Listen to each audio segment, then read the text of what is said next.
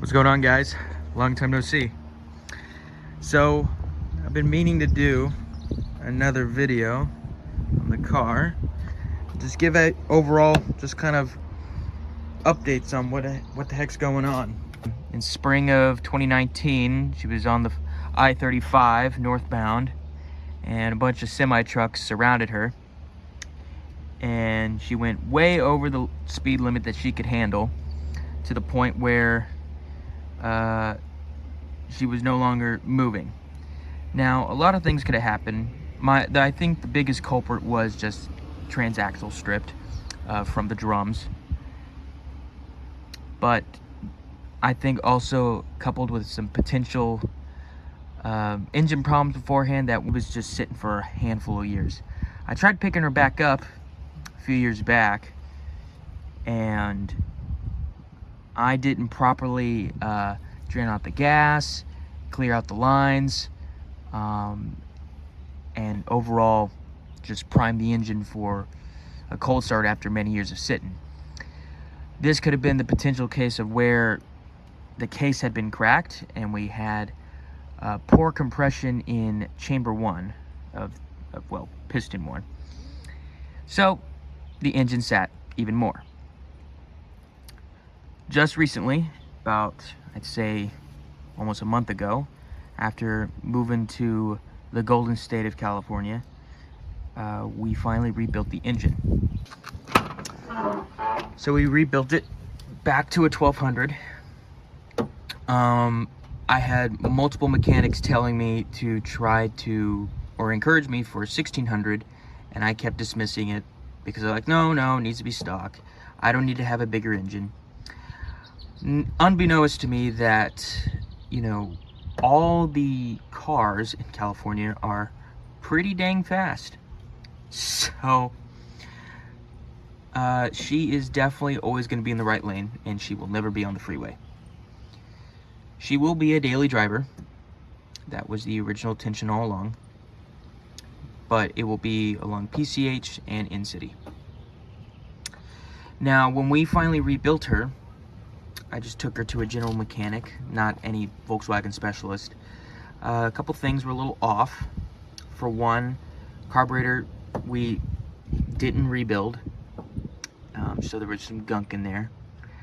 Fuel line had been cleared out, but as you can already see, just from less than a month of usage, she is really packing that filter. And overall timing was just dog crap.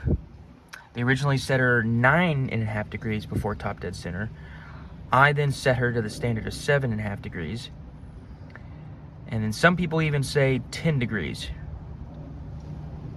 I've talked to mechanics that have been more versed in the business with bugs, and they're kind of using the 9 degrees. If you look at Muir's book, John Muir's, of the How to Keep Your Volkswagen Alive and Well, this era of bugs, they say 7.5 degrees before top dead center.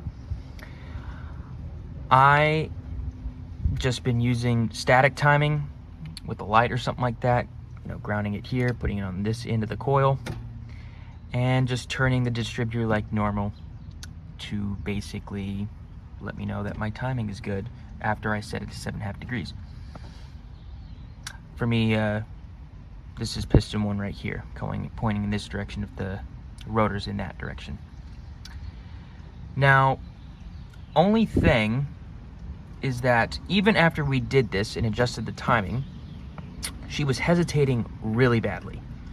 And she also has shimmies.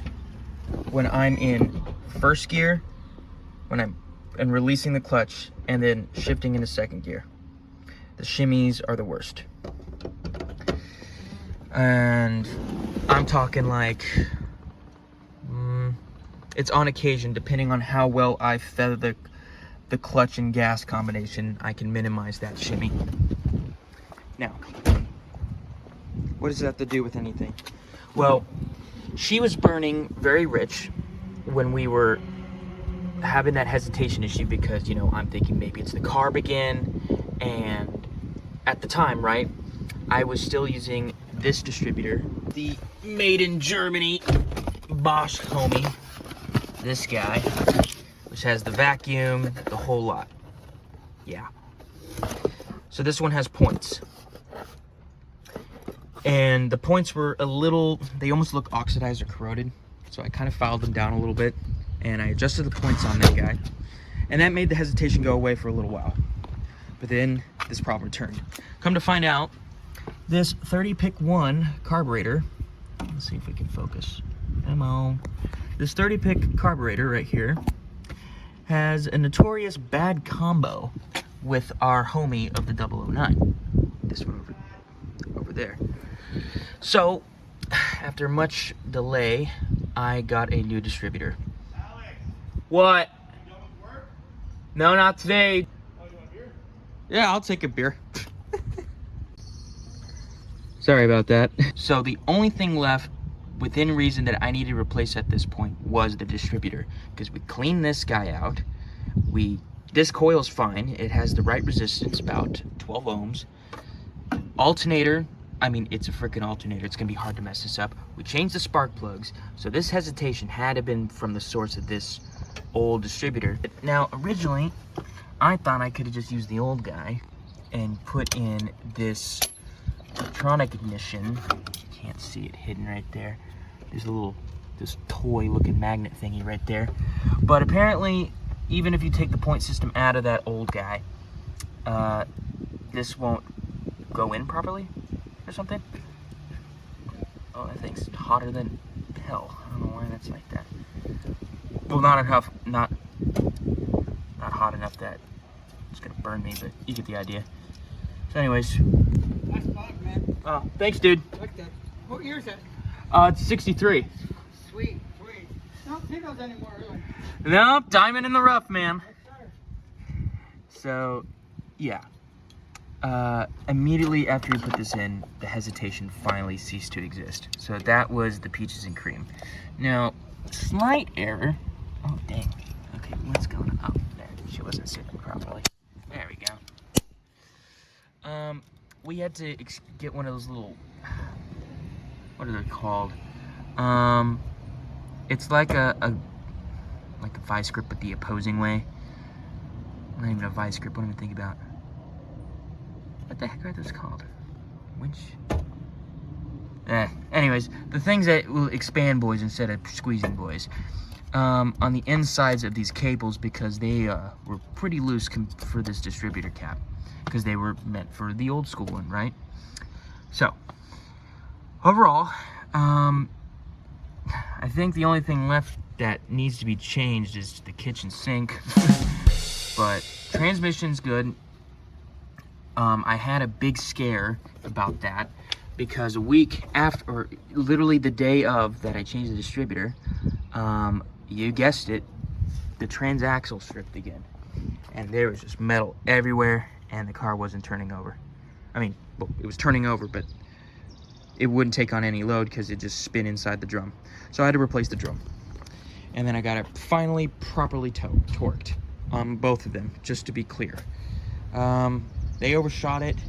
Once again, in John's book, it says like, I think 217 or 271. We did it around 300 pounds, roughly speaking.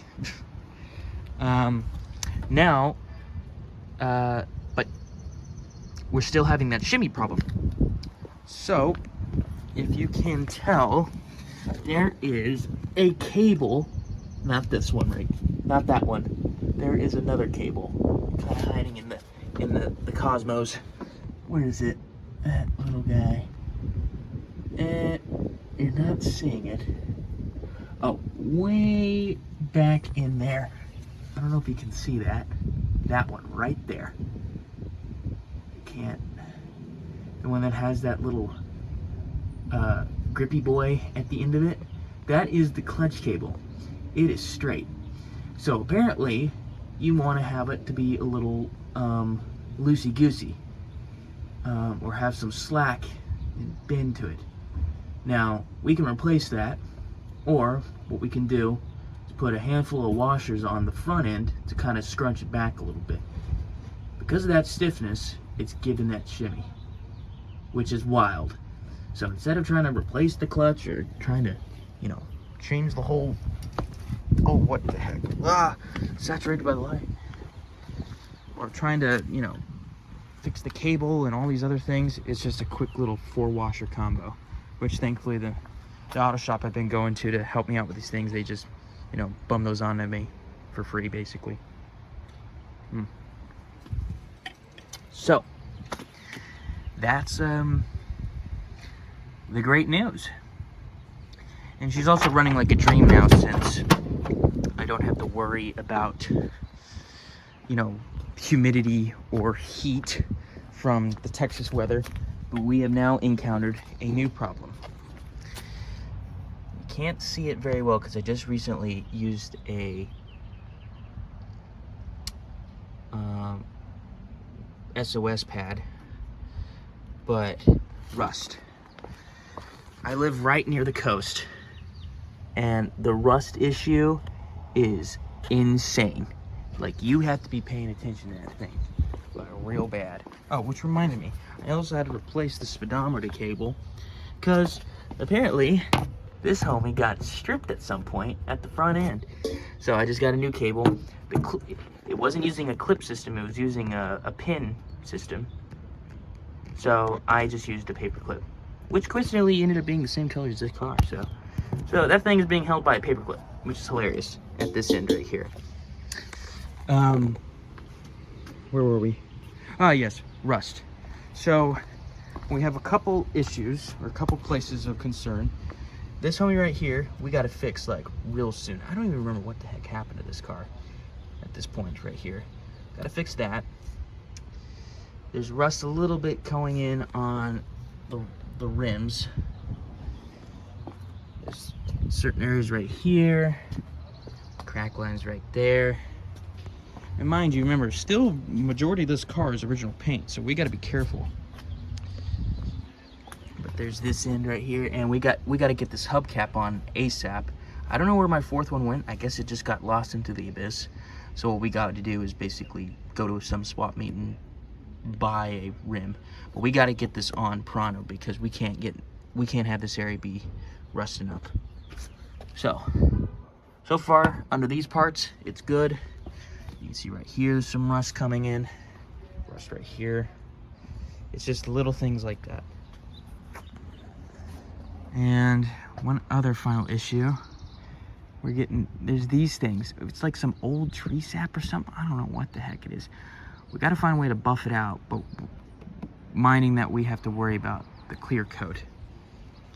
So there's that. And now let's go on to full cosmetics. So we have to rebin this guy open, this clip open, so we can get this trim back on. We got to fix this wind wing handle, this door handle. What else? I want to get this guy back to the original one, I'm thinking. I'm not sure. The lock's still pretty important, so I'll keep that there for now. I don't know what else. Oh, we got to work on the electrical system of this car as a whole. So first off, this guy is just not, it's such a pain in the butt to cooperate with. You need to like fiddle around like and spin the dials around as best you can in order to even just move the volume up like a couple points, which is insane. And turn signals are acting funny. Well, not turn signals, taillights. Turn signals just need bulbs replaced. There's no brake lights, and when you turn the headlights on, this guy's the only one that turns on. We replaced the bulb on that, nothing. And the fuses are fine. So something's grounding. Someone told me that, the man that I go to for my auto shop stuff, he told me that maybe the switch box for the taillights are faulty. So we'll get there when we get there. Horn is acting finicky. It sounds like a muffled fart. Sometimes if you press it right, then it grounds properly, and then, or doesn't ground properly. The circuit works well, that, you know, it doesn't sound muffled. I don't know what else. Just give her a deep detailed wash again. But yeah, she's doing very good though. She's now running as optimally as she possibly can. And we have to treat her with kindness and respect, because if we don't, this car will remind me very quickly that she is an old car. First mileage I did, which was good news, it was about 24, 25, 20, okay, let's say 23, 25 range. Only, and that was with the hesitation. So now we're doing the next calculation over, and we should see an increase in mileage. Goal is to get about 30 mpg.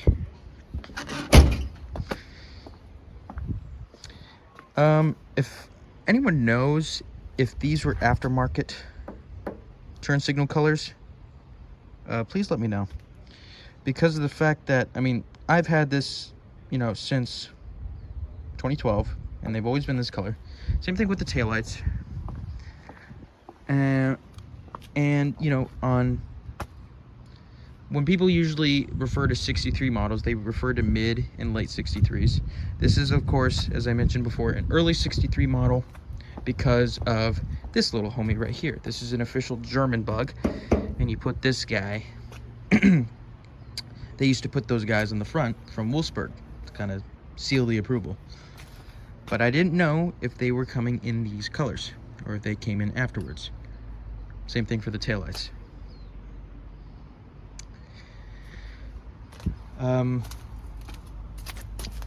Now, what do we do from here? So, beyond just what I mentioned before, I will probably do a video of me working on the clutch system, or I'll just give an update about it. And beyond that, yeah, we'll just take her to some shows or something. So, that's it. Vintage V signing out.